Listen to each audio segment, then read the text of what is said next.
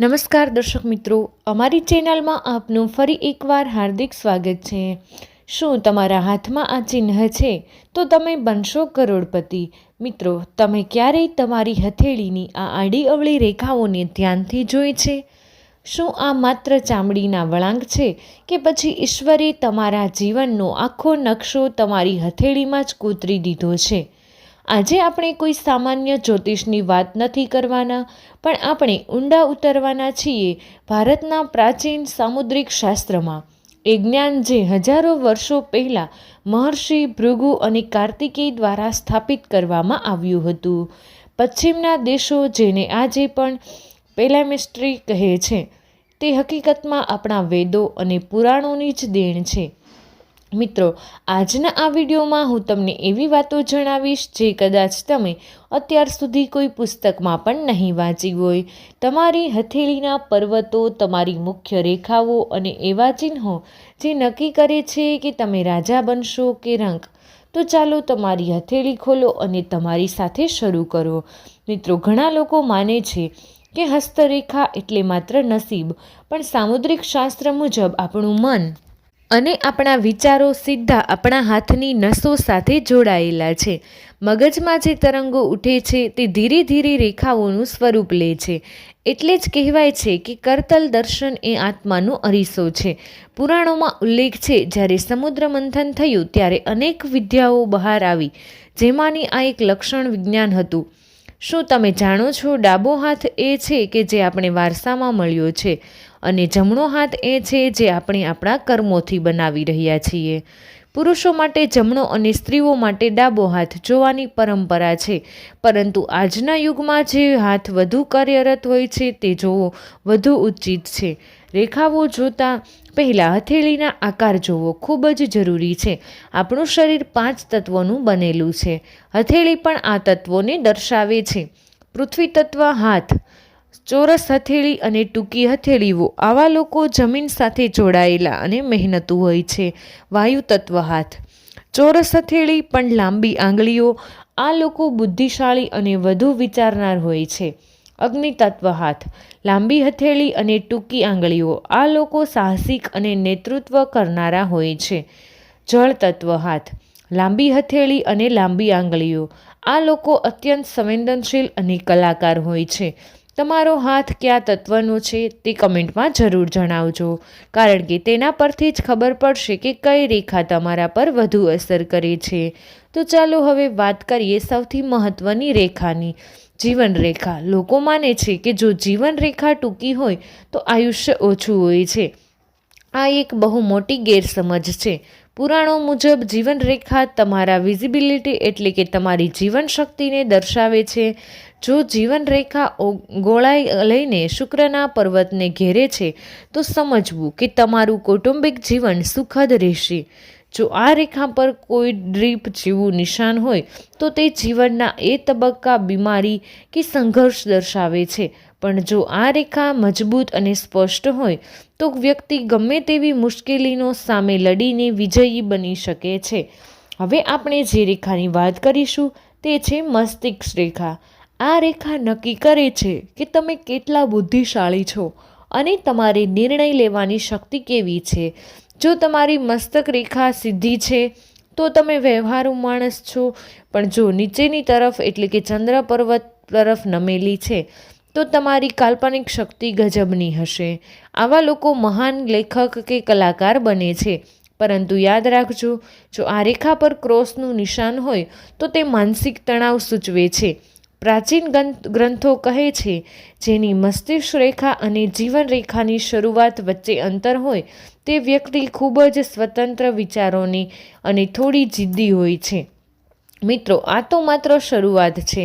અત્યાર સુધી આપણે હથેળીના પ્રકાર, જીવન રેખા અને મસ્તિષ્ક રેખા વિશે જાણ્યું, પણ હજુ હૃદય રેખા, ભાગ્ય રેખા અને હથેળીના એવા ગુપ્ત ચિહ્નો બાકી છે જે તમને રાતોરાત જ અમીર બનાવી શકે છે।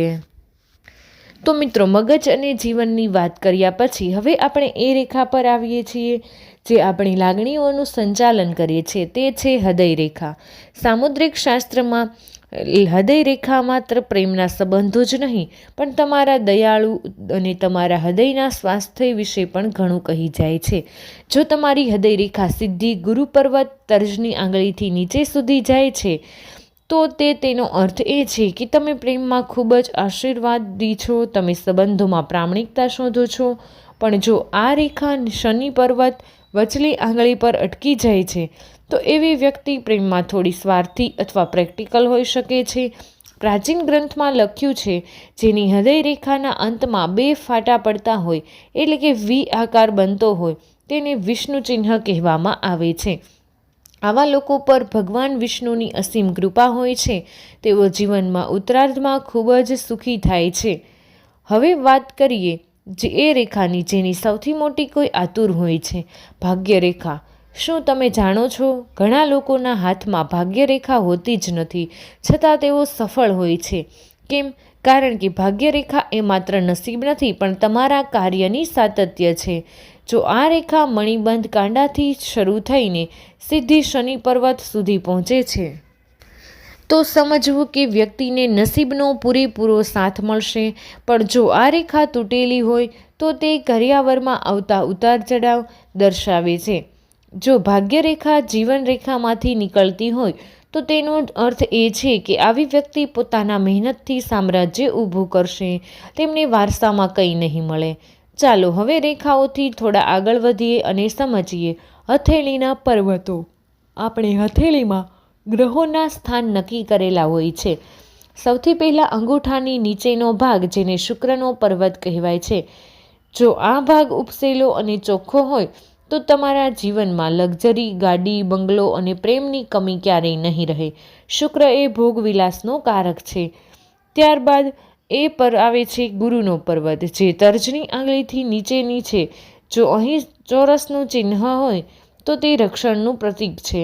આવા લોકો સારા શિક્ષક, નેતા, કલાકાર બને છે. સમાજમાં તેમનું માન સન્માન ખૂબ ઊંચું હોય છે. પછી આવે છે શનિનો પર્વત. શનિ જો બદલાયેલો હોય તો સારું, કારણ કે વધુ પડતો ઉપસેલો શનિ વ્યક્તિને એકલવાયો અને ગંભીર બનાવી દે છે. શું તમે સરકારી નોકરી કે દુનિયાભરમાં નામ કમાવા માંગો છો? તો તમારા અનામિકા આંગળીથી નીચે જુઓ, ત્યાં છે સૂર્ય પર્વત. જો ત્યાં એક નાની પણ સીધી રેખા હોય તો તેને સૂર્યરેખા કહેવાય છે. પુરાણોમાં સૂર્યને આત્મ અને પ્રતિષ્ઠાનો કારક માનવામાં આવ્યો છે. જેની સૂર્યરેખા બળવાન હોય તેને પ્રસિદ્ધિ મેળવવામાં કોઈ રોકી શકતું નથી, ભલે તેટલા ગમે તેટલા દુશ્મન હોય. સૂર્ય જેવી તેજસ્વીતા તેને સફળતા અપાવશે જ. હવે સૌથી નાની આંગળીની નીચે જુઓ, બુધનો પર્વત. આ પર્વત તમારા વ્યાપાર અને વાણીનો છે. જો અહીં 3-4 નાની ઊભી રેખા હોય તો તેને મેડિકલ સ્ટિગ્મા કહેવાય છે. આવા લોકોમાં બીજાના દુઃખ દૂર કરવાની અદ્ભુત શક્તિ હોય છે. આ બુધ પર્વતની ધાર પર જે આડી રેખા છે તે જ તમારા લગ્નની રેખા છે. જો આ રેખા સ્પષ્ટ અને વળાંક વગરની હોય તો લગ્ન જીવન સુખમય રહે છે. પણ આ રેખાની નીચે તરફ નમેલી હોય તો જીવનસાથીના વૈચારિક મતભેદો સૂચવે છે. અંતમાં આ ભાગમાં આપણે વાત કરીશું હથેળીના મધ્યમાં રહેલા મેદાનની, જેને રાહુનું ક્ષેત્ર કહેવાય છે. જો હથેળી વચ્ચેથી ખાડાવાળી હોય તો વ્યક્તિને જીવનના શરૂઆતના ભાગમાં ખૂબ જ સંઘર્ષ કરવો પડે છે. અને જો ત્યાં અચાનક કોઈ ત્રિકોણ બને તો તે અચાનક મળતી સંપત્તિનો સંકેત છે. રાહુ જો શુભ હોય તો વ્યક્તિને શેરબજાર કે લોટરી જેવા સાધનોથી અઢળક ધન અપાવી શકાય છે. પુરાણોમાં એવું પણ વર્ણન છે કે આપણી આંગળીઓના ટેરવા પર રહેલા ચક્ર અને શંખના નિશાન પણ આપણા વ્યક્તિત્વ વિશે ઘણું કહી જાય છે. જેની 10 આંગળીઓમાં ચક્ર હોય છે તે ચક્રવર્તી સમાન જીવન જીવે છે. મિત્રો, અત્યાર સુધી આપણે રેખાઓ અને પર્વતોની વાત કરી, પણ હવે હું તમને જણાવી દઉં, સામુદ્રિક શાસ્ત્રમાં સૌથી રહસ્યમય ભાગ છે વિશેષ ચિહ્નો. શું તમારી હથેળીમાં ભગવાનની કૃપાના સીધા સંકેતો છે? તો સૌથી પહેલાં જુઓ તમારા જીવનરેખા. ભાગ્યરેખાના છેડે જો માછલી જેવું નિશાન બનતું હોય તો સમજજો કે તમે નસીબદાર છો. પ્રાચીન ગ્રંથો મુજબ મત્સ્ય સિંહ ધરાવતી વ્યક્તિ અત્યંત ધનવાન અને ધાર્મિક હોય છે. તેમને વિદેશ પ્રવાસની તકો મળે છે અને વૃદ્ધાવસ્થા ખૂબ જ વૈભવશાળી રીતે વીતે છે. એવી જ રીતે જો તમારી હૃદય રેખા કે મસ્તિષ્ક રેખા પર ત્રિશૂળનું ચિહ્ન હોય તો તે શિવની કૃપા દર્શાવે છે.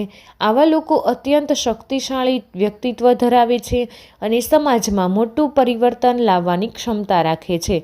જો હથેળીની વચ્ચે સ્વસ્તિકનું ચિહ્ન કે નિશાન હોય છે તો તે પરમ કલ્યાણકારી છે. આવા લોકો આધ્યાત્મિક રીતે ખૂબ જ ઊંચા હોય છે અને તેમના હાથે અનેક પુણ્યના કામો થાય છે. તો મિત્રો, વિડીયો પસંદ આવ્યો હોય તો વિડીયોને એક લાઇક કરી દેજો, તમારા બધા જ વ્યક્તિ સાથે શેર કરી દેજો અને અમારી ચેનલ પર પહેલી વાર આવ્યા હોય તો ચેનલને જરૂરથી સબસ્ક્રાઈબ કરી દેજો.